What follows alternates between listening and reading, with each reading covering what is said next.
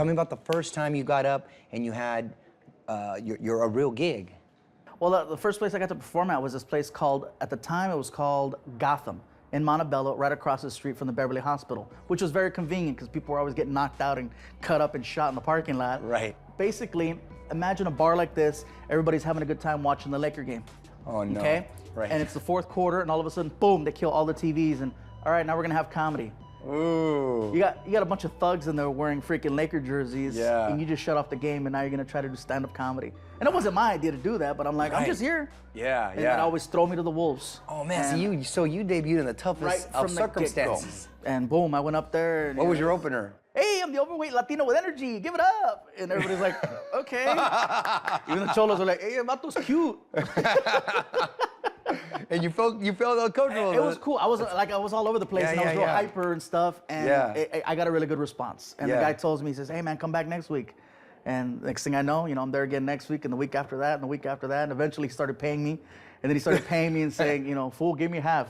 Right. I'm like, all right. And I go, why am I giving you half? Yeah. He goes, you're paying your comedy tuition. Okay, you're going to college Who now. knew? Whatever, yeah. Did you ever go back to like a regular job? Here's the thing is that from April 10th, 97, when I started, all the way to the first time I did the first TV show in December, I still kept the day job. So I had the day job, and then at night, I'd go find these places to go perform. Got it. And one of the things is that as a comic, once you're done with the show, that's not it. You don't just, oh, all right, my show's over, I'm gonna get my car and go home. Yeah.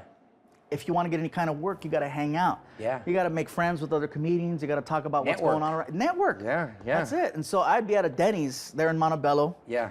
Until 3, 4 o'clock in the morning sometimes. Yeah. And there was a couple times where I had to go straight from there to my job in Orange County, working at the Walmart. Did you get discouraged and think about maybe, you know what, maybe it's something I'm not supposed to do, I'm gonna throw in the towel? Or? No, because I loved it too much. And here's the thing is that in my head, I was like, as long as I'm making $350 a month, this is all I need to make per month to cover my half of the rent and my car note. Yeah. Who needs insurance? I'll drive slow.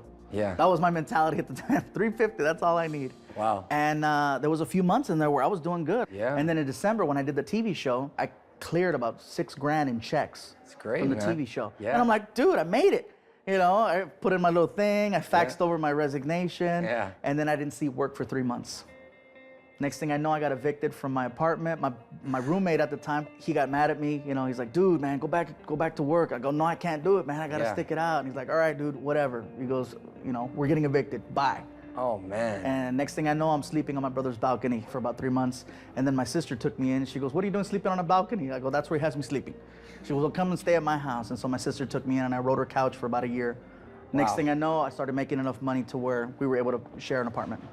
And it got to the point where you never had to get another type of job. I didn't have to go back to the 9 to 5. Yeah, I focused on making phone calls to comedy clubs, networking, talking to other comedians, where can I go, and just hustling, bro. Yeah, man. A lot of guys don't want to hustle. They think, it's just gonna come to me, I'm funny. No, you gotta hustle, and you gotta grind it out. You gotta grind it out. That's the thing, man. See, these kind of stories, because then you'll appreciate it later, too. Absolutely. Because you know what it takes, and you got the strong now, work ethic. you got the internet. A lot of times there's somebody that'll have a funny 5-minute set, and like, oh, it's funny 5 minutes, and it goes viral. Yeah. All of a sudden, everybody knows about you, and now they want to book you, and now guess what? All you have is that 5 minutes. Right. Now what?